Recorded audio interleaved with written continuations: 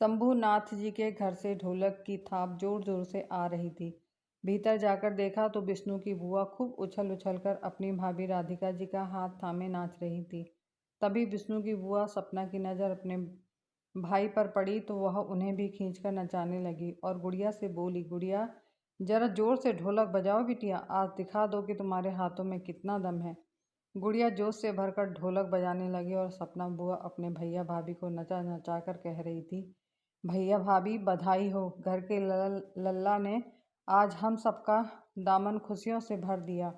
बाहर से विष्णु की दादी भीतर आई और बोली, हाय हाय, लाज शर्म सब बेच खाई है क्या? सब कैसे उछल उछल कर नाच रहे हो? बंद करो यह नाच गाना। सपना बुआ बोली, अरे अम्मा तुम भी नाचो, आज तुम्हारे पोते ने खानदान का नाम रोशन कर दिया। तब अम्मा बोली, ऐसे कारनामे करोगी तो खुद की नज़र खुद को ही लग जाएगी। लल्ला को बुलाओ, उसकी नज़र उतारो, बुआ ने गुड़िया से कहा। गुड़िया विष्णु की छोटी बहन है। बिटिया जरा दौड़ कर जाओ और अपने भैया विष्णु को खेतों से घर बुलाकर ले आओ। गुड़िया दौड़कर खेतों में गई और विष्णु को घर बुला लाई। विष्णु हाथ पैर धोकर घर के भीतर गया तो बुआ ने दौड़कर उसे अपने गले से लगा लिया और खूब प्यार किया। आशीर्वादों की तो झड़ी ही लगा दी। जुग जुग जियो मेरे लल्ला, मेरी उम्र भी तुम्हें लग जाए, ईश्वर तुम्हें तमाम खुशियाँ दे। गुड़िया बुआ से कहती है, क्या सारा आशीर्वाद भैया पर ही लुटा दोगी? बुआ बोली, यह तो मेरी जान है, अपनी जान पर कौन लाड़ नहीं लुटाएगा। गुड़िया मुंह बनाकर कमरे से बाहर जाने लगी तो विष्णु ने उसका हाथ पकड़ लिया और बोला, अरे पगली, तू तो हम सबकी शान है। तभी बुआ बोल पड़ी, यह सही कहा, एक हमारे घर की जान है तो दूसरी शान है। विष्णु बुआ की ओर देखता हुआ बोला, बुआ आप कब आई? विष्णु की बुआ बाल विधवा है, जो वर्तमान में हरिद्वार के एक प्राइमरी स्कूल की अध्यापिका हैं। बुआ ने जवाब दिया, बस बेटा, जब तुम्हारे कलेक्टर बनने का समाचार मिला तो मैं दौड़ी चली आई। बेटा तुम्हारी ज्वाइनिंग कब से है? विष्णु बुआ से बोला, बुआ अभी 1 महीना लगेगा। बुआ बोली, अच्छा बेटा, बेटा खूब तन मन से देश की सेवा करो, अपने माँ बाप, गांव, राज्य, देश का नाम रोशन करो। तभी शंभूनाथ जी कमरे में आए। सपना अपने भाई शंभूनाथ जी से कहती है, भैया आपकी और भाभी की मेहनत रंग लाई। शंभूनाथ जी सपना से बोले, बहन सब ईश्वर की दया है, हमारे हाथ में तो मेहनत होती है, फल तो उसके ही हाथों में होता है। तभी राधिका जी ने गुड़िया को भेजकर सबको खाना खाने के लिए रसोई में बुलवाया। सब ने मिलकर खाना खाया तो नंद भाभी रसोई में बैठी पुरानी यादों को याद करने लगी। सपना बोली, भाभी मुझे आज भी याद है वह दिन जब शादी के 8 साल तक आपको कोई बच्चा नहीं हुआ तो अम्मा ने और गांव वालों ने तुम्हारा और भैया का जीना हराम कर दिया था। माँ तो भैया के दूसरे ब्याह की तैयारी में जुट गई थी, लेकिन ईश्वर की असीम कृपा हुई और तुम पूरे 8 साल बाद माँ बनी। राधिका जी बोली, हाँ दीदी मुझे याद है, मैं उन दिनों को कैसे भूल सकती हूँ। अगर आपके भैया ने मेरा साथ ना दिया होता तो मैं अपने प्राण ही त्याग देती। बाँझ एक शब्द है लेकिन उसका घाव बड़ा ही गहरा होता है। मैंने दिन रात 8 साल तक बाँझपन का भार अपने सीने में ढोया है, लेकिन आखिर में ईश्वर ने मेरी सुनी और मुझे माँ शब्द के अपार सागर में डुबो दिया। तभी आवाज़ आई, क्यों आज रात जागकर ही काटनी है? अम्मा जी अपने कमरे से चिल्लाई। राधिका जी बोली, दीदी आप जाकर सो जाइए, मैं चूल्हा चौका करके सो जाऊंगी। तभी बुआ चुटकी लेते हुए बोली, अरे कलेक्टर की माँ चूल्हा चौका करेगी? अब तो छोड़ दो भाभी, अब तुम कलेक्टर की माँ हो। राधिका जी बोली, क्या दीदी आप भी? विष्णु कलेक्टर बन गया तो क्या हुआ, है तो मेरा बेटा ही। मैं तो हमेशा घर घर का काम करूंगी, अपने परिवार का खाना मैं खुद ही बनाऊंगी। दोनों नंद भाभी मिलकर चौका बर्तन करती हैं, फिर सोने के लिए चली जाती हैं।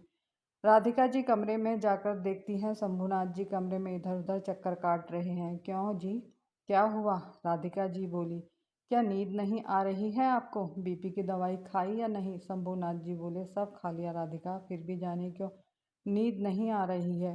राधिका जी बोली, नींद तो मुझे भी नहीं आ रही है, लल्ला ने इतनी बड़ी खुशी जो दे दी है। शंभूनाथ जी बोले, राधिका मुझे तुमसे एक बात कहनी है। राधिका जी बोली, कहिए ना, एक नहीं आज तो मैं पूरी रात आपकी बात सुन सकती हूँ। शंभूनाथ जी बोले, राधिका आज सुबह जब मैं खेतों के लिए खाद लेने जा रहा था तब रास्ते में जमींदार जी मिले और अपने विष्णु के रिश्ते की बात करने लगे। राधिका जी बोली, तो आपने मना नहीं किया? अरे अभी हमारा बच्चा अपनी नौकरी में भी नहीं गया, लोग रिश्ते भेजने लगे। शंभूनाथ जी बोले, पहले पूरी बात सुन लो।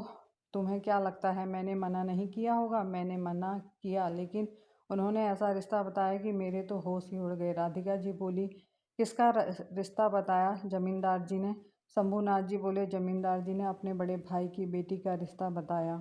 राधिका जी मुंह में हाथ रखते हुए बोली, हाय राम, वह तो बहुत सेठ हैं, उनका और हमारा मेल कहाँ है? जी सुना है, वह तो बहुत खूबसूरत लड़की है। शंभूनाथ जी बोले, अब मैं उस समय से यही सोच रहा हूँ कि कहीं लड़की में कोई खोट तो नहीं, नहीं तो वह हमारे जैसे लोगों से रिश्ता क्यों जोड़ेंगे। राधिका, अब तुम ही बताओ, मैं जमींदार जी को क्या जवाब दूँ? राधिका जी बोली, आपने अम्मा को यह बात बताई है? शंभूनाथ जी बोले, नहीं राधिका, सबसे पहले मैंने तुम्हें ही यह बात बताई है। सुबह होते ही शंभूनाथ जी ने विष्णु के रिश्ते की बात अपनी माँ को बताई। माँ बोली, बेटा सोच समझकर रिश्ता करना, और जहाँ तक मेरी बात है, मेरा तो मानना है कि रिश्ता अपने बराबर वालों में ही करना चाहिए। फिर तू एक बार विष्णु से पूछ ले।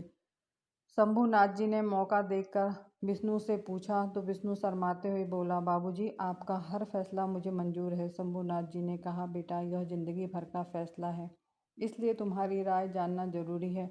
अब पुराने दिन तो रहे नहीं कि माँ बाप ने शादी करवाई और ज़िंदगी भर निभाओ।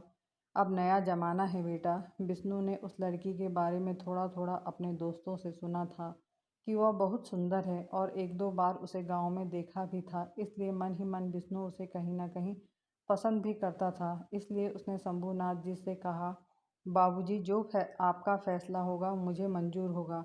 एक रोज़ जमींदार जी शंभूनाथ जी के घर पधारे और बोले, शंभूनाथ, तुम्हारा बेटा बहुत कर्मठ है और तुम हमारी ही जात बिरादरी के हो, इसलिए हमने अपने घर की बेटी का रिश्ता विष्णु से करवाने की सोची है। अब तुम देर ना करो और जल्दी से हाँ कर दो। देखो, ऐसा खानदान, ऐसी लड़की तुम्हें कहीं नहीं मिलेगी। शंभूनाथ जी बोले, मुझे थोड़ा समय चाहिए। जमींदार जी बोले, क्या शंभूनाथ, शादी विवाह के मामले में देरी नहीं करनी चाहिए, और ऐसी लड़की तुम्हें कहीं नहीं मिलेगी। घर की सभी औरतें दूसरे कमरे में बैठी सब सुन रही थी। राधिका जी उठकर बीच के दरवाजे के पर्दे की ओट पर जाकर शंभूनाथ जी को पुकारने लगी, सुनिए जी। जमींदार जी ने जैसे ही राधिका जी की आवाज़ सुनी तो बोल पड़े, भाभी जी नमस्कार, हम आपसे आपके विष्णु का रिश्ता मांगने आए हैं, अपनी अनुमति दे दीजिए। शंभूनाथ बड़ा घबरा रहे हैं। राधिका जी बोली, आप इतने बड़े लोग हैं, आपके घर से हमारे घर का रिश्ता कैसे हो सकता है? जमींदार जी बोले, भाभी जी, कोई बड़ा छोटा नहीं होता, बस जात बिरादरी एक होनी चाहिए। आप एक बार सौंदर्या को देख तो लीजिए, फिर कहिएगा। आज शाम को ही भाई साहब परिवार के साथ पधार रहे हैं। कल शाम आप हमारे घर आकर लड़की देख लीजिए, कैसी रही। राधिका जी बोली, अच्छा ठीक है। जमींदार खुश होते हुए बोले, अच्छा शंभुनाथ, अब हमें इजाज़त दो, कल शाम पक्का रहा। अच्छा भाभी जी, राम राम। किस्मत ने पलटा खाया और एक हफ्ते में विष्णु की शादी सौंदर्या से हो गई। सौंदर्या नाम के ही अनुरूप सुंदर थी, लेकिन वह घर में किसी से भी बोलती चालती नहीं थी। सारा दिन अपने कमरे में पड़ी रहती। उसका सारा काम साथ में आई नौकरानी करती थी। विष्णु का चेहरा देखकर ऐसा लगता था कि इस शादी से विष्णु बिल्कुल भी खुश नहीं है।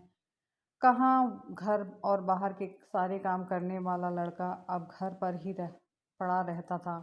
उसकी जॉइनिंग में मात्र 10 दिन बचे थे। राधिका जी और शंभूनाथ जी जब भी विष्णु का मुरझाया चेहरा देखते तो उन्हें अपने फैसले पर बड़ा दुख होता, और बहू थी कि दिन भर मोबाइल में ही बातें करती रहती, जाने किससे बातें करती थी। एक शाम विष्णु माँ से कहकर निकला, माँ, मैं अभी आता हूँ, थोड़ा घूमने जा रहा हूँ। लेकिन शाम के 6 बजे से गया हुआ लड़का रात के 10 बजे तक घर नहीं लौटा तो सबको घबराहट होने लगी। शंभूनाथ जी साइकिल पकड़कर घर से निकल पड़े और सड़कों पर इधर उधर ढूंढने लगे, लेकिन विष्णु का कोई पता नहीं चला। गांव में खबर फैल गई, सब अपने अपने तरीके से विष्णु को ढूंढने लगे। इधर घर में राधिका जी और अम्मा जी का रो रो कर बुरा हाल हुआ जा रहा था। पड़ोस की बूढ़ी काकी उन्हें हिम्मत बंधा रही थी। राधिका, चुप हो जा बिटिया, कुछ नहीं होगा हमारे विष्णु को। भगवान ने इतनी तपस्या के बाद उसे तेरी झोली में डाला है तो उसे कुछ नहीं होगा।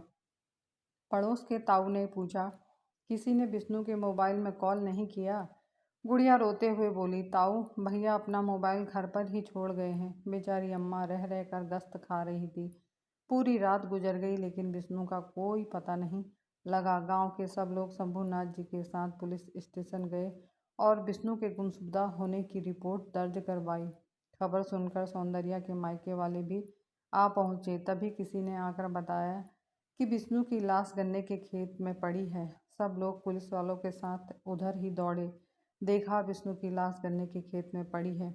जब यह खबर घर पहुंची तो कोहराम मच गया। बूढ़ी दादी सदमे से पागल हो गई।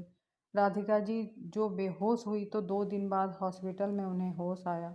शंभूनाथ जी ने तो जैसे जीना ही छोड़ दिया। विष्णु की बुआ सपना जी भाभी को समझाती और कहती, भाभी गुड़िया का मुंह देखो, अब गुड़िया तुम्हारी जिम्मेदारी है। भैया उठो, ऐसे कैसी जिंदगी चलेगी। शंभूनाथ जी कहते, बहन जीना भी कौन चाहता है। अब सपना जी बोली, भैया ऐसी बात करोगे तो भाभी और अम्मा को कौन संभालेगा। धीरे धीरे वक्त बीता, जिंदगी सामान्य होने लगी। लेकिन माँ बाप के लिए दुनिया में सब कुछ खत्म हो चुका था। एक दिन अम्मा ने भी प्राण त्याग दिए। वह पोते का दुख झेल न सकी और इस दुनिया को हमेशा हमेशा के लिए अलविदा कहकर चली गई। एक शाम राधिका जी अपने कमरे में लेटी हुई थी। कमरे में अंधेरा था। उन्हें अब अंधेरा ज़्यादा ही पसंद आने लगा था। बाहर से आती हल्की सी आवाज़ सुनी तो खिड़की के छोटे से छेद से झांका तो वह सौंदर्या थी और वह मोबाइल पर किसी से लड़ रही थी।